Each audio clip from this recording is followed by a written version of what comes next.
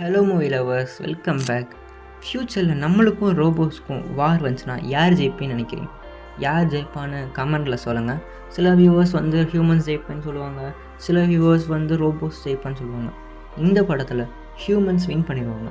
அதுக்கப்புறம் நம்ம எர்த் எப்படிலாம் ஆஃப்டர் த வார் எப்படிலாம் நம்ம உலகம் இருக்குன்னு இந்த படத்தில் வந்து காமிச்சிருக்காங்க. இந்த படம் பேர் வந்து எலக்ட்ரிக் ஸ்டேட். இந்த படம் நெட்ஃப்ளிக்ஸில் அவைலபிளாக இருக்குது. இந்த படத்தோட heroine milli Bobby brown and நம்ம படத்தோட ஹீரோ நம்மளோட ஸ்டார்லார்ட். ஓகே, இந்த படத்தோட ஒன்லைன் கேட்டிங்கன்னா நான் முதல்ல சொன்ன மாதிரி வார், நம்ம ரோபோஸ்க்கும் ஹியூமன்ஸ்க்கும் வார் முடிஞ்சதுக்கப்புறம் நம்ம எல்லா ரோபோஸும் வந்து ஒரு கிடங்கு மாதிரி இடத்துல வந்து போட்டுருவாங்க. நீங்கள் இந்த மாதிரி உள்ளே வரக்கூடாது, ஒரு பார்டர் மாதிரி உங்களுக்கு அந்த இடம் மீதி பூமியை டிஸ்டர்ப் பண்ணக்கூடாது இடத்துல போட்டுருவாங்க. அந்த இடத்துலேருந்து தப்பிச்ச ஒரு ரோபோ, அந்த ரோபோ மில்லி பாபி ப்ரௌன்ட்ட வந்து சேரும்.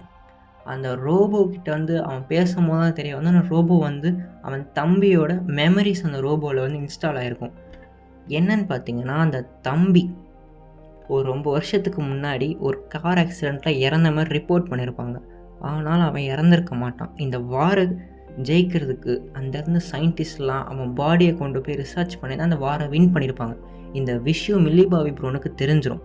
அது தெரிஞ்ச உடனே என்னோட தம்பியாடா இப்படி பண்ணுறீங்கன்னு சொல்லிட்டு மில்லி பாபி ப்ரௌனும் அண்ட் நம்ம ஸ்டார்லார்டும் சேர்ந்து அந்த கார்ப்பரேட் கம்பெனிகிட்ட போயிட்டு ஃபைட் பண்ண போவாங்க.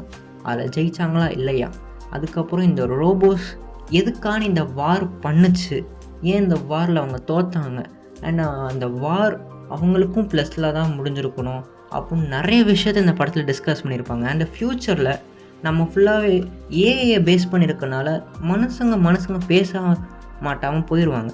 ஏன் பேச மாட்டேங்கிறாங்க? மனுஷங்க கம்யூனிகேட் பண்ணால் தானே எமோஷன்ஸ் வெளியே தெரிய வரும்.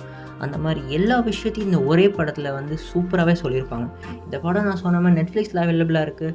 நல்ல விஷயம், அந்த படம் தமிழ் டப்பில் அவைலபிளாக இருக்குது.